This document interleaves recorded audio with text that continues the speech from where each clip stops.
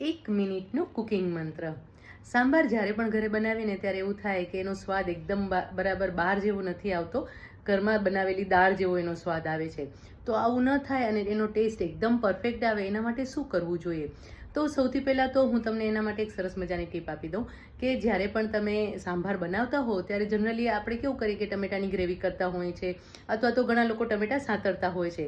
પણ એના બદલે શું કરવાનું છે કે ટમેટાને ક્રશ કરી, એટલે કે એની ગ્રેવી તૈયાર કરીને ત્યારે એની અંદર જ બધા મસાલા કરી દેવાના છે. એટલે કે લાલ મરચું પાવડર, થોડા પ્રમાણમાં ધાણા જીરું પાવડર, અને એની સાથે જે સાંભાર મસાલો છે એ પણ આપણે એડ કરી દેવાનું છે. અને એક સરસ પેસ્ટ તૈયાર કરી લેવાની છે. અને આ પેસ્ટને આપણે વઘારવાની છે. જ્યારે વઘાર કરીએ ત્યારે પણ એની અંદર મેથીના દાણા અને લીમડાનો વઘાર કરવાનો છે. જે વેજીટેબલ તમારે એડ કરવા હોય એ ચોક્કસથી તમે કરી શકો છો. દૂધી છે, સરગવાની સિંગ છે, એ જે પણ તમારે એડ કરવું હોય એ કરી શકો છો. પણ સૌથી પહેલાં આ પેસ્ટને સાંતળી લેવાની છે. અને આ પેસ્ટને સાંતળી અને એની અંદર આપણે જે બાફેલી દાળ છે એ ઉમેરી દેવાની છે. અને એ વાતનું ખાસ ધ્યાન રાખવાનું છે કે જ્યારે આપણે સાંભાર મસાલો એડ કરતા હોય ને ત્યારે સાંભારનું પ્રમાણ થોડું વધી જતું હોય છે, એટલે કે ઘટ વધારે થઈ જતું હોય છે. કારણ કે જે સાંભાર મસાલો છે એની અંદર દાળ રહેલી છે. એની અંદર પણ ચણાની દાળ, અડદની દાળ અને તુવેરની દાળનું મિશ્રણ એની અંદર ઉમેરવામાં આવતું હોય છે. અને પછી સાંભારનો મસાલો તૈયાર થતો હોય છે. એટલે એ દાળ વધારે ઘટ થતી હોય છે.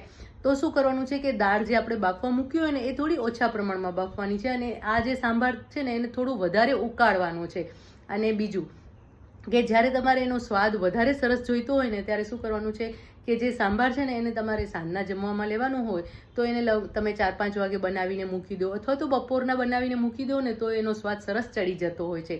ખટાશમાં તમે લીંબુ એડ કરી શકો છો. અને જો તમારા ઘરે આમલી ખવાતી હોય તો સૌથી પહેલો પ્રેફરન્સ આમલીનો આપશો તો પણ એનો સ્વાદ બહુ જ સરસ આવશે. હવે એની પરફેક્ટ જો તમને રીત જોઈતી હોય તો હું અહીંયા ડિસ્ક્રિપ્શન બોક્સમાં જ એક લિંક મોકલાવીશ, જેની અંદર સાંભાર ઘરે કેવી રીતે બનાવવાનું એની રીત પણ આપેલી હશે.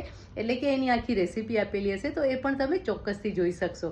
બસ આ વાતનું તમે ધ્યાન રાખશો તો સાંભાર જે છે એકદમ પરફેક્ટ રેસ્ટોરન્ટ સ્ટાઇલ તૈયાર થશે.